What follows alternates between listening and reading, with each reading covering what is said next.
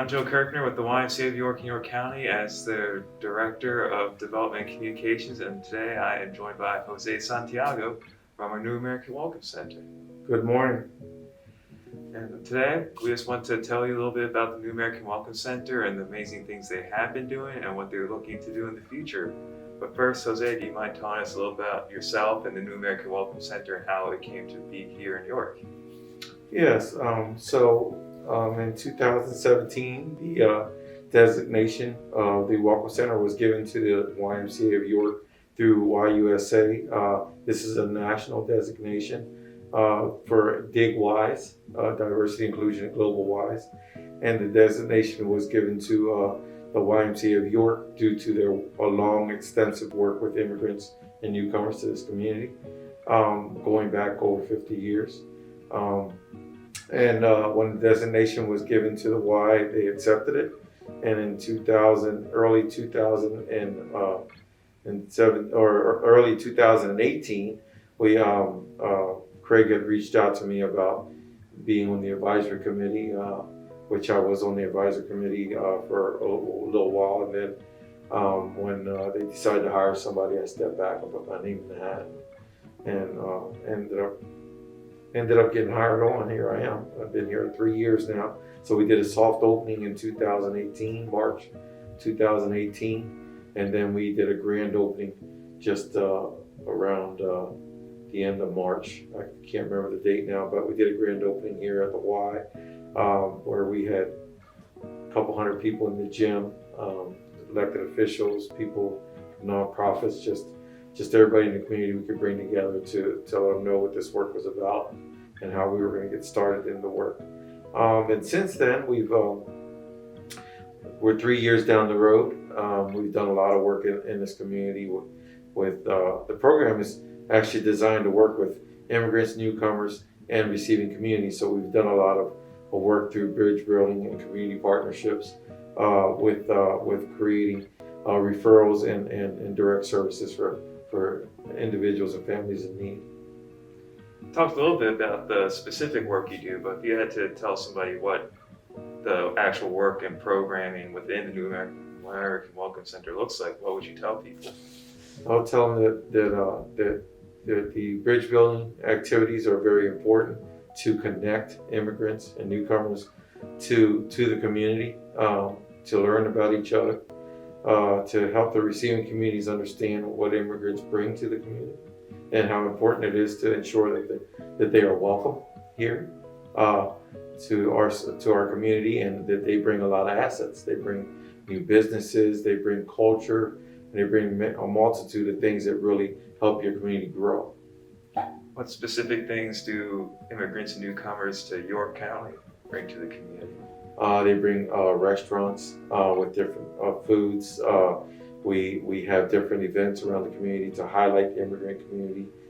Haitians, we've had a Haitian event, we've had an African event, we've had different events to just highlight the immigrants who are in this community, and purposely using some of the buildings that are not usually as welcome as we would want them to be, because people don't understand that they're built for everyone here. But if the comfort is not made or the trust is not built in those different areas of York, then people are not going to go. So purposely we've done some events in different places where we would normally not see immigrants go, so that we can highlight those places and the immigrant families, so they understand that everywhere in York is welcome. I've been to a few of those events, and it's really cool to see the different cultures and realize that the world is much bigger than your own point of view and your own life, that there's a whole other society essentially out there, people with different ways of expressing themselves, eating, music, even communicating. So it's really cool to see how much diversity we have just here in York County, Pennsylvania. Yeah, and also with, obviously the pandemic this year stopped a lot of things from happening, but we did some great stuff virtually. We actually did a festival, an African festival that was done actually in Kenya and shown here locally, which is pretty awesome. So the young lady that runs the festival, she lives here in York, but she was in Kenya. So her and husband were able to record the festival, which they had in Kenya, and show it live here in York. So it was pretty amazing. I know you do a lot more than these bridge building activities too. You do a lot of assistance, both direct and indirect, with individuals from these other parts of the world. And I know 2020 and so far 2021 has been a crazy year for so many reasons. So what has that time looked like for you when you're trying to help people and make sure that everyone can thrive in their new homes? Well, it's been a little tough. Communication's been mostly by phone.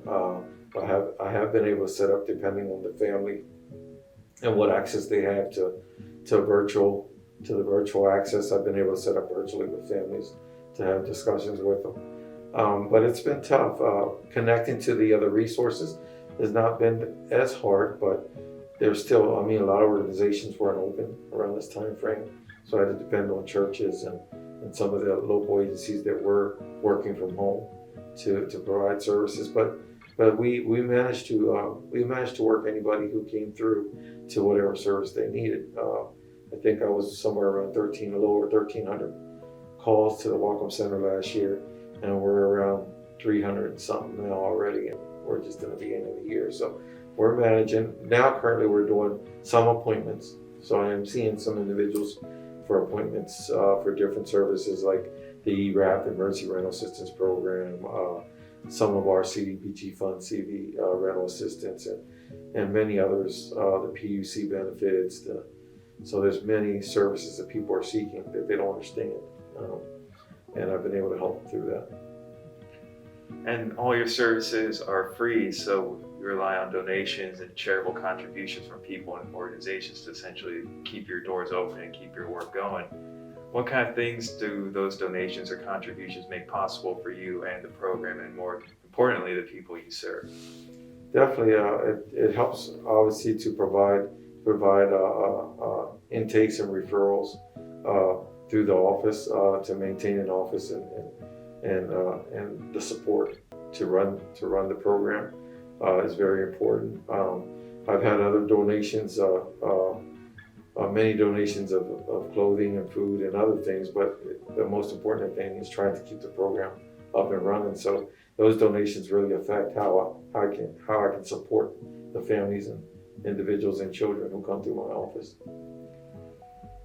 And I know your work will most likely never end, because there's always new issues and problems and ways you can help people be welcome and create a more unified society and community. But looking forward, what are some things you're planning to do in the future with your program in the New American Welcome Center?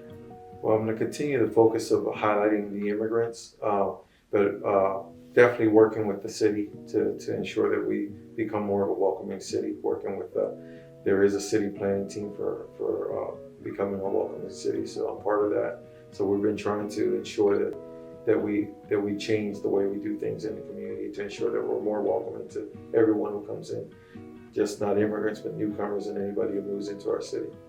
Ensuring that we do that. And one of the things that I'll create every year, obviously, is Welcome Week to help assist in highlighting the immigrants. It's usually September of every year. This year, September 10th through the 19th, where we'll be trying to do quite a few events, virtually or live. However that works out for us this year. We're planning both ways, so if we can do them live, we will. But the plan is to do some events that highlight the immigrants in the community, and they can tell their stories and tell us, how they've managed to get here and how they've been successful, especially our businesses and our local businesses and immigrant businesses and others that have moved into this community and been successful. I know this work must be hard, and you must have so many stories and experiences that really break your heart. But I also know that it's probably really inspiring through some really great success stories that you probably lean on or pull out of your mind anytime you're feeling low or in a slump to really keep you energized. What are some specific stories or successes that you've had through your work in this New American Welcome Center that really reinforce why you do what you do every day?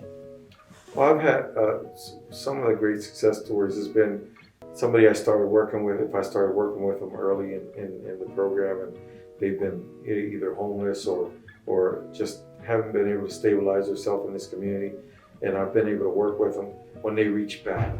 I've had a young lady who actually shared her story with me. She came here, had nothing. She lost everything in Mexico during the earthquakes in Mexico. She lost everything. She came here. I worked with her to try to get her in some literacy council stuff so she could learn some English because her English was very sparse. She knew some, but not enough. And then I helped her get a job, helped her get a place through some of the organizations here in New York that really do some good work. And then eventually she went back to school. And when she graduated from school, she sent me a picture of her ID, her certificate, and everything showing that she graduated from school. And that made me feel really good because at least I knew she succeeded in what she wanted to do. So she bought a home now, and she's with her children in our new home, and she's doing really well. So that's just one of many success stories that we have due to the fact that we've been able to integrate them into the community and make them feel welcome, make them feel like this is a place where they can stay and create a better life for themselves. I love that story because it speaks to so many things. When you first come and you don't know anything about anything, it's so overwhelming. Who do you call first? Where do you call? How will they help you? But having someone like you who basically can help them connect and figure out how to go about finding what they need. So instead of having to make 10 calls, they make one call to Jose, and then Jose goes and basically hooks them up with everything else they need. And it all starts with one call to you, and then before you know it, all just goes out into a beautiful success story. Yeah, and you got to give credit to all the organizations, including the Y, that have so many resources to share with individuals that have the need. This need can't be fulfilled without donations, without the support of the community and support of all the other organizations that are part of this work. We are blessed to live in a very thriving nonprofit community full of great resources. Anyone out there can be a part of it by either volunteering, working for an organization, or even donating. There's so many ways to get back and be a part of this movement that helps people like newcomers to the area to see the New American Welcome Center. So Jose, thank you so much for your time. But if you had any final last words or parting thoughts for anyone, would you like to share with anyone at home? Only thing I got to say is that being welcome has to be a culture. And we need a culture shift to let people know that York is a great place to live. No matter what goes on in York, people still care about each other, and they do the best they can for each other. And there's always supports out there. You're never alone. The Welcome Center is here, and there's many other organizations that are here for you. So just reach out to somebody, because everybody here in York really cares. It's a great community. Thank you again, and thank you for watching. Bye. Bye.